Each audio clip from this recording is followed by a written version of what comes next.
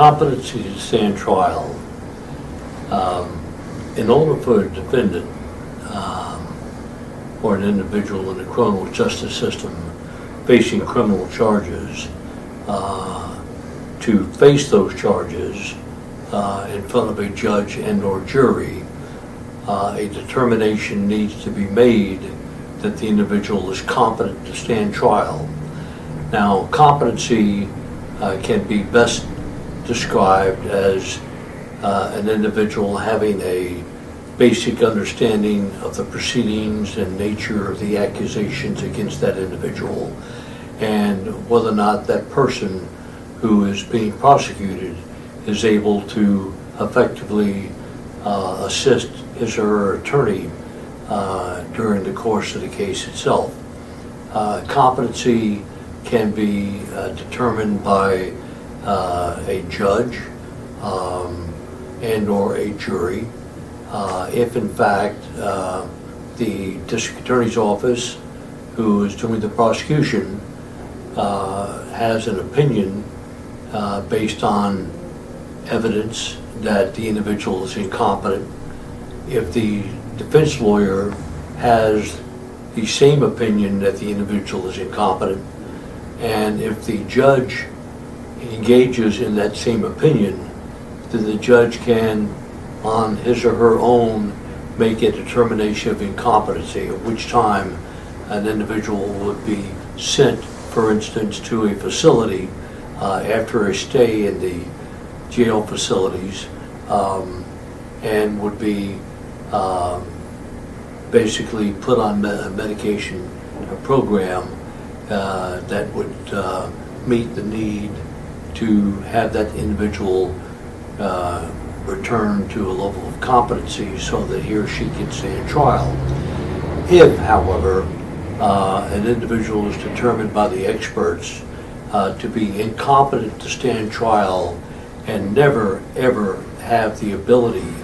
or capability of returning to competency in order to answer the charges pending against him or her, then an individual can remain in a facility or the case can end up being dismissed.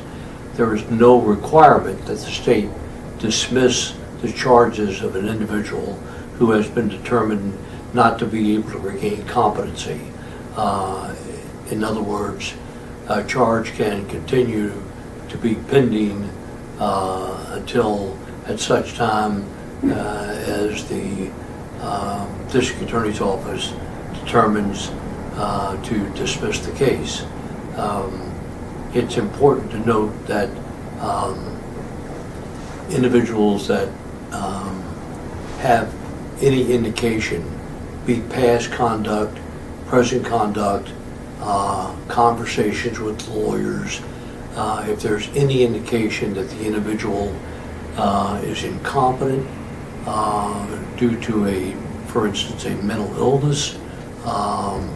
or perhaps a non-diagnosed mental illness, then it's absolutely imperative that the defense lawyer obtain experts and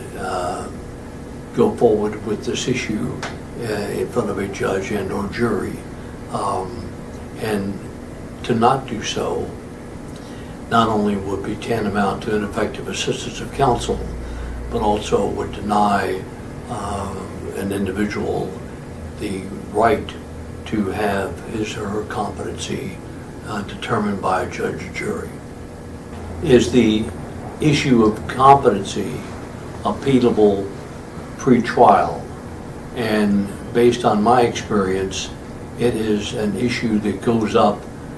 with the direct appeal. There is not a situation whereby there can be an intermediary appeal on that particular issue. Should a judge and or jury make a determination the individual is competent, that matter goes up on direct appeal with everything else.